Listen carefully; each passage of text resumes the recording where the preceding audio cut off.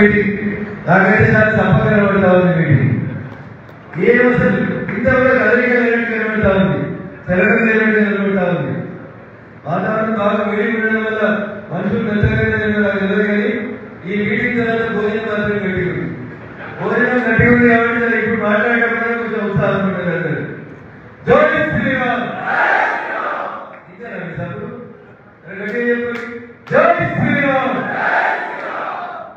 నేను ఇక్కడికి వచ్చి అనేక సందర్భాల్లో మాట్లాడుతున్నప్పుడు ఒక మాట చెప్పిన, మెదక్ పార్లమెంట్ సభ్యులుగా నన్ను గెలిపింది, భవిష్యత్తులో మిమ్మల్ని నాయకులు తయారు చేస్తాం, ఖచ్చితంగా మీరందరూ వేదిక మీకు వచ్చేందుకు ఒక మార్గం ఏర్పాటైందని చెప్పిన. చాలా మంది నాయకులు మెదక్లో బీజేపీ ఆడగిస్తే ఎంపీ అన్నారు. గెలిచినవా గెలవలేదా? డౌట్ డౌట్ మాట్లాడలేనట్టున్నారు. డౌట్ లేదంటే గట్టిగా చేతులకి గట్టిగా చెప్పుడు. తర్వాత ఎమ్మెల్సీ ఎన్నికల ప్రచారం వచ్చినప్పుడు చెప్పిన, నాకు తోడుగా కుడివైపు ఎడమవైపు ఇద్దరు ఎమ్మెల్సీలు గెలిపింది. రేపు స్థానిక సంస్థల ఎన్నికలలో పంచాయతీ దగ్గర నుంచి మొదలుకుంటే పార్లమెంట్ దాకా ఎవరుండాలి కాదాయం ఏదో ఉండాలని చెప్పిన. నాకు తెలిసి ఎప్పుడు ఎన్నికలు వచ్చినా ఏ ఎన్నికలు వచ్చినా రేపు సిద్దిపేట మున్సిపల్ చైర్మన్ గా స్టేట్ మీద కూర్చోవాలో అదా గట్టి ఉండాలండి. రేపు సిద్దిపేట జిల్లా పరిషత్ చైర్మన్ గెలవాలా మీకు డౌట్ కట్టింది. నేను చెప్తున్నా, నాకైతే డౌట్ లేదు. సిద్దిపేట మున్సిపాలిటీ మొదలే సిద్దిపేట జిల్లా పరిషత్ చైర్మన్ కూడా మనమే గెలుస్తాం. ఈ ఇతర ఎమ్మెల్సీలు 200 రోజుల పాటు ఎంత కుర్చీలు సరిపోయినంత మంది ఎంపీపీలు ఎంపీటీసీలు కూడా గెలిపించి వేదిక మీద ఇదే వ్యవస్థ మీద భారతీయ జనతా పార్టీ పార్లమెంట్లో నిర్మిస్తారు. నేను నా ఊరిలో సర్పంచ్ గెలుస్తా, నేను నా ఊరిలో ఎంపీటీసీ గెలుస్తా, నా పార్టీని గెలిపిస్తా అంటే చేతులు ఎన్నో తెలుస్తలేదు. పక్క పార్టీ గెలుస్తుంది. అసలు పోలీసులు వీడియో తీసుకుంటున్నట్టు బాబు ఏ భయపడుతుంది. ఎవరు గెలవాలి? సిద్దిపేట జిల్లాలో ఎవరు గెలవాలి? ఈడున్న మనమే గెలవాలి. ఈడున్న సగం మంది రావాలి. నేను వస్తానని చెప్పి నేను వస్తా.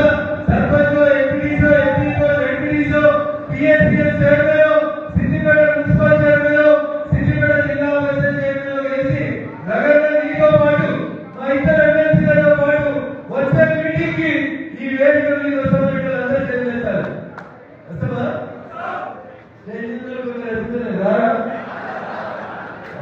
ఇదంతా పెద్ద పెద్ద సభ పెట్టారు. ముందు మీరు గెలిస్తే తర్వాత మాకు ఎంపీసీ అవుతుంది. రఘునందగా ఎంపీగా పోటీ చేసినప్పుడు అంకెలలో మనం కౌంట్ చేస్తే వేల మీద 20 సంఖ్యలో కౌన్సిలర్లు ఉన్నారు. సిద్దిపేటలో అయినప్పుడు 2 ఒకటి రేపు 2 కావాలన్నా 1 మున్సిపాలిటీకి వెళ్ళాలి. ఒకసారి ఆలోచించుకోవాలి. దుబ్బాకలో ఉంటుండే ఒకటంటే కంటిన్యూ అవుతా ఉంది. రేపు దుబ్బాక మున్సిపల్ గెలవాలన్నా దయచేసి ఒకసారి ఆలోచించుకోవాలి. వీళ్ళని కలిగి వాళ్ళని కలిగి ఇటు ఎక్కడాలు నేను మళ్ళీ చెప్తా ఉన్నా, మీకు మనసుతో చెప్తా ఉన్నా. మీరందరూ వచ్చే మీటింగ్ 100 మంది ఇక్కడ ప్రజాప్రతినిధులు కూర్చుంటారు. ఇదే ఫంక్షనాల్లో స్థానిక సంస్థల ఎన్నికల తర్వాత స్టేట్ మీద 2 కుర్చీలు పడాల్సిన పరిస్థితి అని చెప్పి నేను ఈ సందర్భంగా మీకు తెలియజేస్తాను. మా సపోర్ట్ చేస్తారా? మా ప్రజానికి తిరుగుతారా? మాకు పైసలు ఇస్తారా? ఇంకా చాలా మందికి డౌట్ ఉండదు. ఎందుకంటే చాలా మంది అడుగుతుంటారు మమ్మల్ని అనడానికి ఎమ్మెల్యే టికెట్ ఇస్తాడే 10 కోట్లు ఖర్చు పెడతారు. ఎంత? 10 కోట్లు ఖర్చు పెడతారు. జనంలో తిరుగుతున్న మంది ఎడగొడుతుంటారు కదా, పొందికి ఫోటో వేసుకుంటారు. ఇదైతే లీడర్ అయితేరా?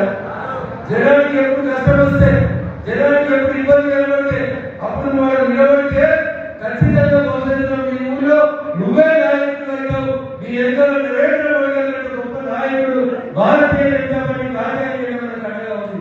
ఉందా లేదా? చాలా మంది మన ఎక్కించారు. కాంగ్రెస్ మాట్లాడతారు. హమ్దో హమారే దో అంటే వాజ్పేయి గారిని అద్వానీ గారిని ఉద్దేశించి మేమిద్దరం మాకు ఇక్కడ ఎంపీ గెలిచినట్టు సంఘాలు చేసింది. 1984లో భారతీయ జనతా పార్టీ పార్లమెంట్ ఎన్నికలలో 2 ఎంపీలు గెలిచిన రోజు ఆ రోజు కాంగ్రెస్ పార్టీ మాట్లాడినటువంటి మాట మనం 400 సీట్లు పార్లమెంట్ లో हमको हमारे दो ఇలా ఆడడం ఎంత సక్రమంగా చేసే కాంగ్రెస్ ఆడదని లింగులు ఇంటిపై ఎన్ని రాష్ట్రాలు ఉంది ఎన్ని జిల్లాలు ఉంది 3 జిల్లాలు ఉన్నాయి ఒకటి తెలంగాణ 2 కర్ణాటక 3 ఏది హిమాచల్ ప్రదేశ్ ఇంతేనా బాబరు 3 అడుగులు వేసినట్టు 3 అడుగులు అయితే కనబడుతుంది కాంగ్రెస్ కానీ ఇండియాలో కార్యక్రమం ఆడవాళ్ళని మాట్లాడుతున్నారు తెలంగాణలో బీజేపీని అడుగుపెట్టలేమో అడుగుపెట్టమా పెట్టలేదా పెట్టలేదా ఉన్నవాళ్ళే బీజేపీలో డౌట్ ఉన్నారే ఏమండి కోమటిరెడ్డి శ్రీనివాసరెడ్డి గారు డౌట్ ఉందా లేదా సో అక్కడ మాట్లాడి ఒకసారి యాడ్ చేయాలి మరి నువ్వు ఎమ్మెల్యేగా గెలిచి నువ్వు ముఖ్యమంత్రి అయినటువంటి మహబూబ్ నగర్ పార్లమెంటు ఎవరు గెలిచిందో గెలిచిందా ఆయన పక్కన రోజు 7 మీటింగ్ అయిన మహబూబ్ నగర్ లో ఎవరు కూర్చుంటారు బీజేపీ ఎంపీ శ్రీమతి డి గారు దగ్గర కూర్చుంటారు కనబడలేనటువంటి రేవంత్ రెడ్డి గారు ఆయన కొడంగల్ ఎమ్మెల్యే గెలిచేటట్టు ముందు ఆయన ఎక్కడ ఎంపీ మల్కాజ్గిరి ఎంపీ ఇలా మల్కాజ్గిరి ఎంపీ ఎవరు భారతీయ జనతా పార్టీ నుంచి ఈటల రాజేందర్ గారు గెలిచినా కాంగ్రెస్ పార్టీ నాయకుడిగా ఒక్కొక్కరికి ఒక్కొక్క పార్లమెంట్ ఇన్ఛార్జ్ ఇచ్చి ముఖ్యమంత్రి గారు ఇన్ఛార్జ్ తీసుకున్నటువంటి పార్లమెంట్ పేరు చేవేళ్ల పార్లమెంట్ ఇలా చేవేళ్ల పార్లమెంట్ ఎంపీ ఎవరు కొండా విశ్వేశ్వర రెడ్డి గారు భారతీయ జనతా పార్టీ ఎంపీ అయ్యా ముఖ్యమంత్రి గారు కేసులో ఈ సొంత నియోజకవర్గం పాలనలో భారతీయ జనతా పార్టీ గెలిచింది నువ్వు ప్రాతినిధ్యం వహించిన మల్కాజ్గిరి భారతీయ జనతా పార్టీ గెలిచింది నువ్వు ఇన్ఛార్జిగా ఉన్నటువంటి చేవేళ్ల భారతీయ జనతా పార్టీ గెలిచింది ఆఖరికి కొడంగల్తో పాటు కామారెడ్డిగా పోటీ చేస్తే నీకు ఓడగొట్టిన తక్కువ కాషాయంగా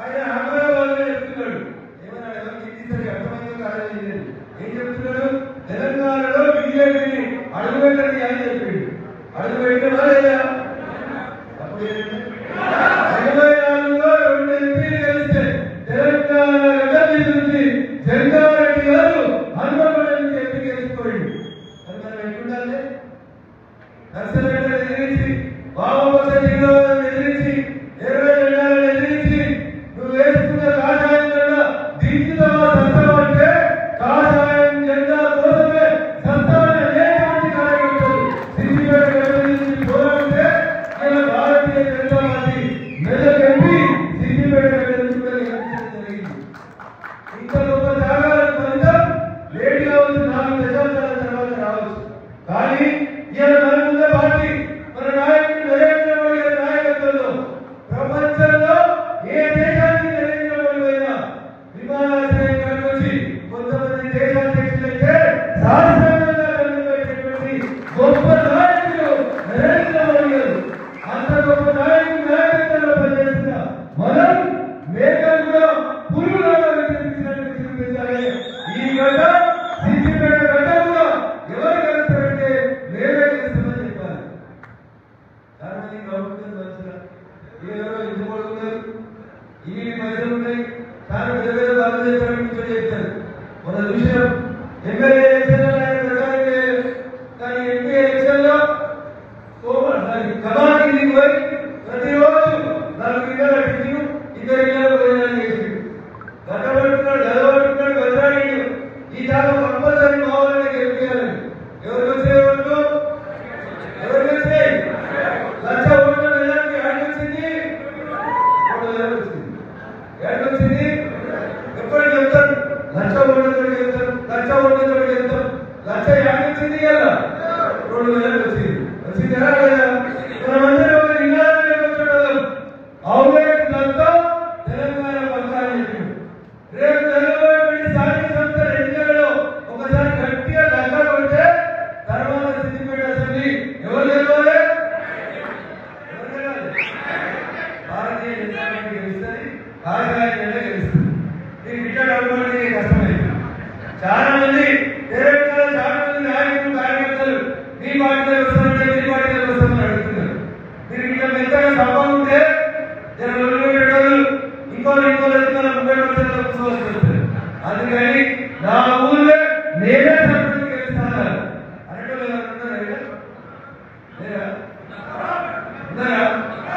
ఈ సెల్ఫ్ కాన్ఫిడెన్స్ తో పనిచేస్తే ఇంకా రంగంలో కొద్దిగా సపోర్ట్గా ఇలా ఇద్దరు లక్ష్మీ పుత్రులు గెలిచి ఈ వల్ల ఆలోచన అందుకని బలవాలి పోటీకి సిద్ధండి. మీరెంత కష్టపడి 40 డిగ్రీల సెంటీగ్రేడ్లో మీరెంతైతే సూర్యుడితో కొట్టాలి పోలింగ్ బూత్ నిలుస్తుంది. ఇటు అంజిరెడ్డి గారి గారు గుమ్మయ్య గారిని గెలిపించారో రేపు మీ అవసరం వచ్చినప్పుడు మేము ముగ్గురం కూడా త్రిమూర్తులుగా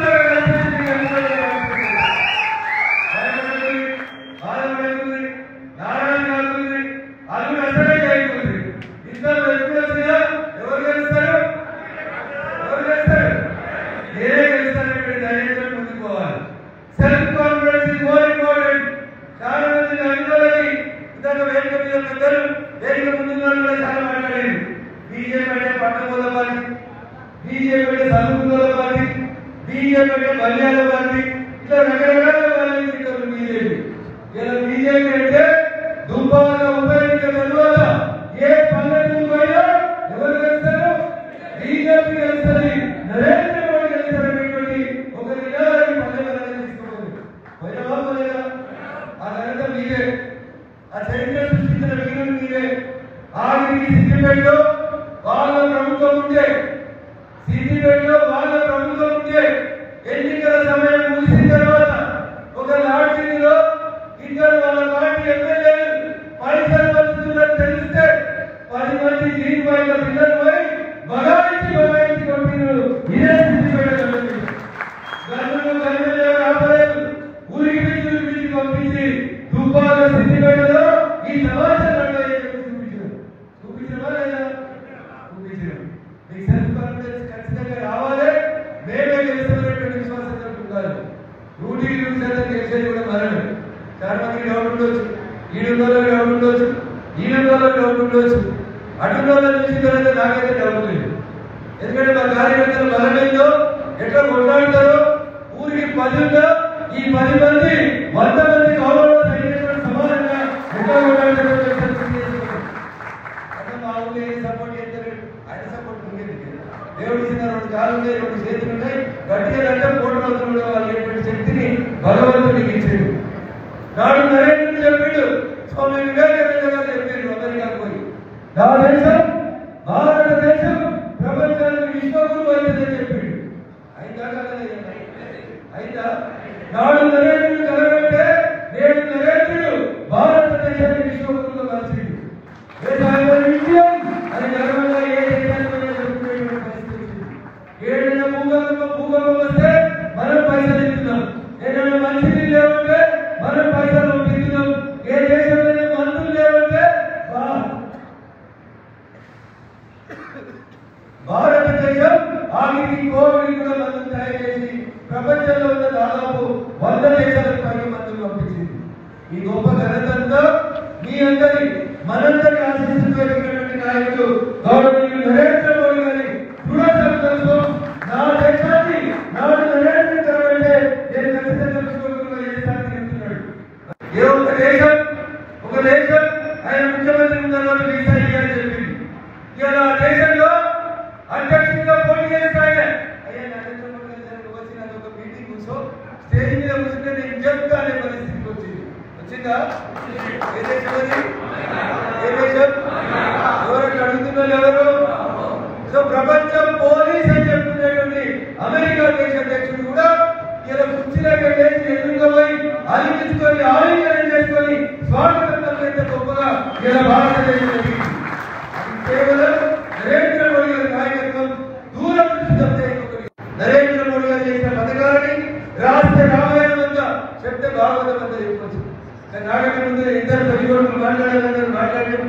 ఈ కార్యక్రమం నాది కాదు, వాళ్ళకే వదిలేదని రాయాల్సి అనుకున్నా. కానీ ఆదిత్య మాట్లాడారు. మీరు నిద్రపోతున్నారు. అంటున్నారు కాబట్టి గట్టిగా లేపాలని నిలబెట్టాలని ఒక 5 నిమిషాలు తీసుకోవడం జరిగింది. ఇకపోతే ఇండియాలో రాష్ట్రంలో చాలా మంది మాట్లాడుతున్నారు, హిందులోడు అందరూ మాట్లాడుతున్నారు, ఏదేదో మాట్లాడుతున్నారు, సంబంధం లేని మాటలు మాట్లాడుతున్నారు. 10 ఏళ్ళ అధికారులు ఉంటే ఏం చేసినా వాళ్ళకే తెలియదు, ఏం చేయాలో కూడా వాళ్ళకే తెలియదు. ఇక్కడ ములుగులో ఒకటి హార్టికల్చర్ యూనివర్సిటీ ఇచ్చినాం. ఏం యూనివర్సిటీ? హార్టికల్చర్ యూనివర్సిటీ ఇచ్చిండు. గవర్నర్ నరేంద్ర మోడీ గారు తెలంగాణకు ఒక యూనివర్సిటీ ఇచ్చింది. యూనివర్సిటీ ఇస్తే భారత ప్రభుత్వం యూనివర్సిటీ ఇస్తే రాష్ట్ర ప్రభుత్వం భూములు ఇవ్వాల్సి ఉంటుంది. భూమి ఇచ్చారు ములుగులో కూడా. కొండా లక్ష్మణ్ బాబూజీ గారి పేరిట ఒక హార్టికల్చర్ విశ్వవిద్యాలయం ఉంది ములుగులో. దానికి భూమి ఇచ్చారు. ఆ భూమిని పట్టాలుగా మార్చిన పహానీలలో ఎవరైనా విశ్వవిద్యాలయం ఏరియా పోతే ఆ భూములు ఎవరికైనా అంటే కొండా లక్ష్మణ్ బాబూజీ హార్టికల్చర్ యూనివర్సిటీ పేరు నిలబడి ఎవరు నిన్నటి దాకా 15 ఏళ్ల క్రితం టీఆర్ఎస్ ప్రభుత్వమే ఆ రకంగా మార్చింది. కానీ 2012లో అప్పటి రంగారెడ్డి జిల్లా కలెక్టర్ ఉత్తర్వులు రాసిండు. సిసిఐ ఏమని? సెంట్రల్ యూనివర్సిటీ పేరు మీద 2185 ఎకరాల భూమిని సెంట్రల్ యూనివర్సిటీ పేరు మీద పట్టాలు మార్చుకొని 2012లో అప్పటి రంగారెడ్డి జిల్లా కలెక్టర్ ఉత్తర్వులు రాస్తే 10 ఏళ్ల అధికారం ఉన్నటువంటి టీఆర్ఎస్ పార్టీ ఒక్క రోజు కూడా కనీసం అడుగుతూ లేదు, ఆ ఫైల్ క్లియర్ చేయలేదు. ఏం చెప్తున్నారు? పొద్దున ఒక ఆయన వచ్చి మీడియా ముందుకు వచ్చి సహాయం చెప్పుకుంటున్నారు. ఏమంటుండు? అడవి క్లియర్ చేయకుండా సరే 1965లో సుప్రీంకోర్టు జడ్జిమెంట్ ఇచ్చింది. ఎక్కడైనా బాగా చెట్లు పెరిగి అది అడవిగా నిలబడితే దాన్ని అడవిగా నోటిఫై చేయమని 1965లో సుప్రీంకోర్టు చెప్పిందని పొద్దున ఒక ఆయన సహాయం చెప్పుకుంటున్నారు. ఆయన అడగాలి కదా. కానీ 2014 నుంచి 2023 డిసెంబర్ దాకా దాదాపు 9 సంవత్సరాల 10 నెలలు మీరే ఉన్నారు అధికారంలో. ఇవన్నీ చెప్తున్నారు కదా, ఆ 400 ఎకరాల అడవి భూమి 3 జింకలు చచ్చిపోయి కేసులు పెట్టుకుని భూమి ఎందుకు మారుస్తలేరంటావు కదా. మరి ఆ భూమిలోకి టీఎన్టీ వాళ్ళకి 134 ఎకరాలు ఎవరిచ్చిండ్రు? ఇదే చంద్రశేఖర్ రావు గారి ప్రభుత్వం ఇచ్చింది. టీఎన్టీ అసోసియేషన్ కి, హైకోర్టు అసోసియేషన్ కి, సెక్రటరియట్ అసోసియేషన్ ఇచ్చింది. అయ్యా రామారావు గారు, మరి ఆ రోజు అటవీ భూమిని మీకు తెలియదా అని అడగాలి. ఇంకొక మంచి పని చేసింది. మా కాకినీ రోడ్డు శ్రీరామయ్య అడిగితే సెంట్రల్ యూనివర్సిటీ భూములకి కోవిడ్ వచ్చినప్పుడు విద్యార్థులంతా హాస్పిటల్ ఇంటికి పోయినప్పుడు రోడ్ వేస్తే 18 ఎకరాల భూమిని అడవి భూమిలో చెట్టు కొట్టేసేసింది టీఆర్ఎస్ పార్టీ. ఇండియాలో కొందరు అడుగుతున్నారు ప్రజలను రోజు టీఆర్ఎస్ తిరుగుతున్నాం, కాంగ్రెస్ వాళ్ళ అధికారంలోకి వచ్చింది కదా కొంతమందికి అవుతుంది. అది ఎట్లా ముగిపోతుంది. రేవంత్ రెడ్డి గారి నాయకత్వంలో మనం కాంగ్రెస్ గురించి మాట్లాడాల్సిన అవసరం లేదు. కాంగ్రెస్ చివరి ముఖ్యమంత్రి తెలంగాణలో ఎవరంటే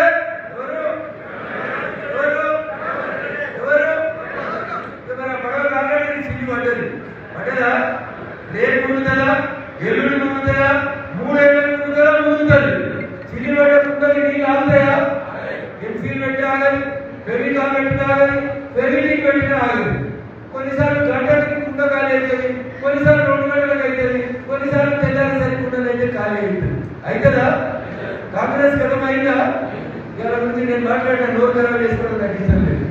ముఖ్యమంత్రికి మంత్రులకి సఖ్యత ఉండాలి, ముఖ్యమంత్రి మీద ఢిల్లీ ఉండాలి. ముఖ్యమంత్రి ఏం చేస్తుందని చూస్తే ఎప్పటికీ ఇవ్వగలరు ఆపగల ఇద్దరిని కూర్చోబెడతారు. వీళ్ళిద్దరు రెడీ ఉంటారు. వీడు ఎప్పుడైతే వీడు ఎప్పుడు కూర్చోకపోదా ఇద్దరి నుంచి కాంగ్రెస్ లేదు. కాంగ్రెస్ అంటేనే చెప్తారు మన దగ్గర బాగా ప్రజాస్వామ్యం ఉంటుంది. కుర్చీ లేకపోతారు బాబు, ఈయన లేకపోతే నేను ఎప్పుడెచ్చపోదామని చెప్తారు కాంగ్రెస్. కాబట్టి కాంగ్రెస్ మనం ఏమనాల్సిన అవసరం లేదు. కాంగ్రెస్ వాళ్ళ రోజు బాగా అవుతుంది. గెలిచిన 15 నెలలు ఇంత బలమైనటువంటి పార్టీ ఈ దేశంలో రాష్ట్రం ఎక్కడ ఏమంటారంటే అది కాంగ్రెస్, తెలంగాణ కాంగ్రెస్ నాయకత్వం తప్ప ఇంకొకటి కాదు అని నేను అంటలేని మాట. ఈయన మీద నమ్మకాలని ఢిల్లీకి రామచంద్ర ముసలి సెక్రటరీ సమీక్ష చేస్తుంది. ఎవరు చెప్తున్నారు? ప్రజలు ఎమ్మెల్యే కాదు, ఢిల్లీకి హెలికాప్టర్లో వచ్చి ఇక్కడ సమీక్ష చేస్తుందంటే కాంగ్రెస్ పార్టీ దృష్టికి ఒకసారి ఆలోచించింది. కాబట్టి వాళ్ళ గురించి మాట్లాడుతుంది, కానీ వాళ్ళ గురించి మీరు మాట్లాడుతున్నారు. నిన్నటి దాకా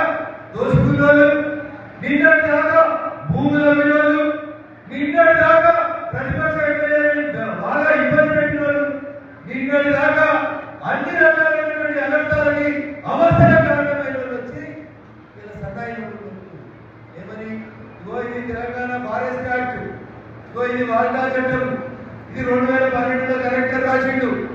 మేమే కాపాడుతాం భూముల్ని, నన్ను చూడు నేను అందాన్ని చూడు నడేసుకొని వస్తున్నారు. ఒక్కటే అడగాలి వాళ్ళకి మన ఊళ్ళో చెప్పాలి. 2012లో రంగారెడ్డి జిల్లా కలెక్టర్ రాసిన ఉత్తరానికి మీరు సెంట్రల్ యూనివర్సిటీ పేరు తిరిగి భూములు 10 ఏళ్ళ అధికారుల నుండి ఎందుకు మాట్లాడలేకపోయినది ఒకసారి అడగాలి. ఇలాంటి ప్రజలకు ప్రెస్ మీట్ పెట్టేది అడగాలి. మరి సార్ అంతా మహారాష్ట్ర భూమి అయితే టీఎన్జీఓ భూమి ఎందుకు ఇచ్చిన సార్ అని అడగాలి. టీఎన్జీఓ కాలనీకి రోడేసి 18 ఎకరాలలో అడవిని ఎందుకు జరిగిన సార్ అని అడగాలి.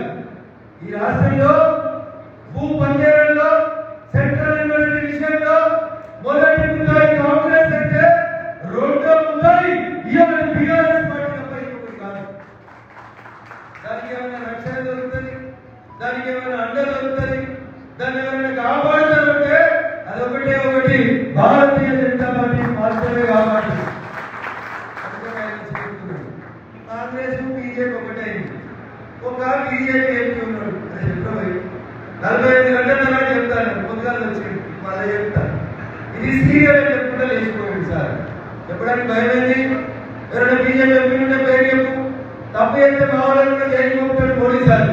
మేము బీజేపీ కాపాడుతున్నట్టు తప్పు చేసిన వాళ్ళు ఎవరైనా శిక్షించబడతారు మా పార్టీలో.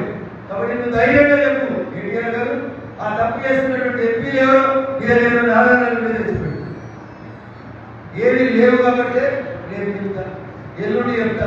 ఎందుకు తెచ్చినట్టు ఆలోచన చెప్తాను చెప్పిపోయాడు. ఏదంటే చెప్పాడా చెప్పాడా ఏదో చెప్పి కొత్త కథ చెప్పి ఒక బ్యాంక్ లోన్ తీసుకున్నారు, 10,000 కోట్లు అప్పు తెచ్చారు, ఈ భూముల్ని తాకట్టు పెట్టారు. ఈ దేశంలో 10 ఏళ్లలో ఏదైనా ఒక రాష్ట్రం దాదాపు 400 నుంచి 5 లక్షల కోట్లు అప్పు చేసిందంటే అది మీ పుణ్యమే తప్ప ఇంకొకరి పుణ్యం కాదు. ఈ మాటలు ఏం చెప్తారు, అసెంబ్లీలో చెప్పారు వాళ్ళే. మీరు 7 లక్షల కోట్లు అంటారు, మేము 7 లక్షల కోట్లు కిందలే మేము మిగిలిన 400 లక్షల కోట్లు అని చెప్పి ఎవరు చెప్పారో మీకు అందరికీ తెలుసు, బాగానే బాగా తెలుసు. అందుకని దయచేసి ఎవరు మాత్రం విశ్వాసం ఉంటారు కదా. కాంగ్రెస్ టీఆర్ఎస్ ఈ రెండింటి బంధం వీణా వాణిల బంధం. దేశంలో ఉన్న బాబా డాక్టర్లు అందరూ ట్రై చేసి చెల్లెలిద్దరికి సెపరేట్ చేద్దాము. గుర్తుంటారు మీకు వీణా వాణి గుర్తున్నారా? పెద్ద పెద్ద డాక్టర్లు అమెరికాకి జపాన్ చూసి ఆ చెల్లెలిద్దరిని తలనుకున్నటువంటి 2 ఆడపిల్లల్ని సెపరేట్ చేసి వాళ్ళకి మంచి జీవితాన్ని ఇద్దామని ప్రయత్నం చేసి అయిందా? ఆపరేషన్ అయిందా? అయిందా? కాలేదు. వీణా వాణిల బంధం ఎంత గొప్పదో టీఆర్ఎస్ కాంగ్రెస్ బంధం కూడా అంతే గొప్పది. విడదీయబడినటువంటి బంధం. వీరికి మాత్రం వీళ్ళని వాదించినట్టు వీళ్ళు వాళ్ళదించినట్టు చెప్తారు. ఈయన గెలిచిన వాళ్ళు 300 గెలిచిన వాళ్ళు 2014 కంటే ముందు 6 వారమై గులాబీ గడ్డాలు కప్పుకున్నారు. 10 ఏళ్ళు ఉన్నారు, మంచిగా ఎక్సెప్టెన్స్ సింగర్, పచ్చందన్ సింగర్, ఎక్సెప్టెన్స్ పడుతున్నారు. ఇలా మన 300 కలిసి ఆగమనమే ఉంటేనే కదా ఈ పక్కే ఆ పక్క నిన్నదాకా గులాబీ గడ్డ వేసుకున్నారు. ఇలా అడుగుతూ ఈ 10 ఏళ్లలో ఈ రాష్ట్రంలో పార్టీ మారకుండా మీ ఓట్లతో వేసినటువంటి పార్టీ నిలబడే పార్టీ ఏదంటే అది కేవలం భారతీయ జనతా పార్టీ ఎమ్మెల్యే అటు టీఆర్ఎస్ వాళ్ళకి ఇది కాంగ్రెస్ వాళ్ళకి భయం. కాబట్టి ఇంత బురద కలిపోవాలి. తెల్లబట్టలు వేసుకొని పోతున్నారు బీజేపీ వాళ్ళు, ఇంత బురద అంటాం. బీజేపీ ఎంపీకి పాత్ర ఉంది, బీజేపీ ఎంపీని కూడా సంబంధం పెట్టుకున్నారు. ఇట్లా మాట్లాడి మన మీద లేని అభావం తీసుకొచ్చినందుకు ఇలా ప్రెస్ మీట్ పెట్టినటువంటి పెద్ద మంచి ఆలోచిస్తారు. కడిగిన ముత్యాలు బావాలి, నిలబడితే 100 కోట్లు ఇచ్చినా 1000 కోట్లు ఇచ్చినా గీత గీసి పోటీ పూర్తిగా నిలబడితే మా వాళ్ళు 4 రూపాయలుగా బరాబరి కొట్లాడతారు. గెలుపు బాధ్యత తీసుకొచ్చినటువంటి మొన్న జరిగినటువంటి ఈ రాష్ట్రంలో ఉమ్మడి ఆంధ్రప్రదేశ్ లో కూడా పిఆర్టీలో ఒక టీచర్ల సంఘం ఉంటుంది. చాలా గొప్ప స్ట్రెంత్ కలిగినటువంటి సంఘం. పిఆర్టీ ఎమ్మెల్సీ అభ్యర్థి తప్ప టీచర్స్ ఎమ్మెల్సీ అభ్యర్థికి ఎవరు ఇవ్వలేదు. ఈ రోజు కూడా ఆంధ్రప్రదేశ్ తెలంగాణలో 4 టీచర్స్ ఎమ్మెల్సీల ఎన్నికలు జరిగితే 3 టీచర్స్ ఎమ్మెల్సీని పిఆర్టీ సంఘమే గెలిచింది. కానీ ఉత్తర తెలంగాణలో 4 పార్లమెంట్ సభ్యులు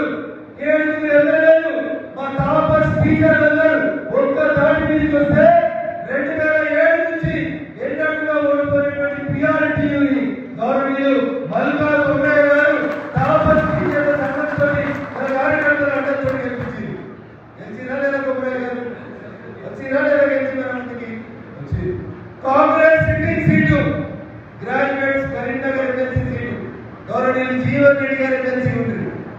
ఆయన పోటీ చేయాలి, వేరే వాళ్ళకి సీట్లు ఇస్తే ఇలా గ్రాడ్యుయేట్స్ ఎమ్మెల్సీ సీటు ముఖ్యమంత్రి వారి 3 తావుల ప్రచారం చేసినాక ఎవరు గెలిచారు? భారతీయ జనతా పార్టీ గెలిచింది. అంజిరెడ్డి గారు గ్రాడ్యుయేట్స్ ఎమ్మెల్సీ అభ్యర్థి గెలిచింది. అందుకని నేను సవినయంగా మీతో చేసినటువంటి అప్పీల్, ప్రజలు మార్పు కోరుతున్నారు. 10 ఏళ్ల టీఆర్ఎస్ పాలన, 15 నెలల కాంగ్రెస్ పాలన చూసినాక ఈ రాష్ట్రం బాగుపడాలంటే, ఈ రాష్ట్రంలో గరీబులు మెరుగైన జీవితం పొందాలంటే భారతీయ జనతా పార్టీ మూల సిద్ధాంతం అంత్యోదయం కోసం పని జరగాలంటే అది కేవలం భారతీయ జనతా పార్టీతో మాత్రమే జరుగుతుందనేటువంటి సంపూర్ణ విశ్వాసాన్ని మన గ్రాడ్యుయేట్ మిత్రులు, ఉపాధ్యాయ మిత్రులు, జర్నలిస్ట్ మిత్రులు, అడ్వకేట్లు, డాక్టర్లు, విద్యులు ప్రతి ఒక్కరు కూడా తెలంగాణలో కూడా భారతీయ జనతా పార్టీ అధికారంలోకి రావాలని ప్రతి ఒక్కరు కష్టపడుతున్నారు, ఇష్టపడుతున్నారు. కాబట్టి దయచేసి చివరిగా విజ్ఞప్తి అందరితో, రేపు జరగబోయేటువంటి స్థానిక సంస్థల ఎన్నికల్లో మా ముగ్గురు కలిపి మీరు ఎట్లా పనిచేసిందో రేపు మీరు పోటీ చేస్తున్న సందర్భంగా మేము ముగ్గురం కూడా అట్లా కాళ్ళకు పట్టబెట్టకుండా బరాబర్ తిరిగి మిమ్మల్ని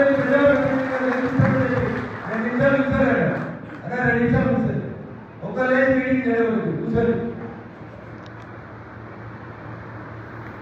ఖచ్చితంగా మీకు ఎందుకు కోసం పనిచేస్తామని చెప్పి మా ఇద్దరు ఎమ్మెల్సీల సాక్షిగా వేదిక మీద పెద్దల సాక్షిగా మీకు అందరూ కూడా భరోసా ఇస్తూ సాధ్యమైంది. నాకు కూడా తెలుసు ఆగలైంది 10 నిమిషాలకు 9 అవుతుంది. మా జర్నలిస్ట్ మిత్రులు వార్తా పట్టుకొని పోతున్నట్టు వాళ్ళు కాబట్టి ఇంతసేపు సాయంత్రం 7 గంటల నుంచి ఇంతసేపు ఇంత ఓపిక నిల్చొని రేపటి భవిష్యత్తు బంగారు భవిష్యత్తు కలుసుకుంటాం. వేరే ప్రజాప్రతినిధులుగా గెలుస్తాం. వచ్చే మీటింగ్ డయాలసిస్ కుర్చీలు ఏదైనా కష్టపడాలనేటువంటి రీతి లోపల ఈ సమావేశాన్ని అభినందన సభని సక్సెస్ చేసిన మీకు అందరూ కూడా మరొకసారి చేసుకోవాల్సిన నమస్కారాన్ని తెలియజేస్తూ 2 సూచనలు. అందరికీ దగ్గర భోజనం ఉంది, గట్టిగా భోజనం ఉంది కాబట్టి టెన్షన్ పడకూరి, సన్మానం కూడా ఎవరు టెన్షన్ పడకూరి.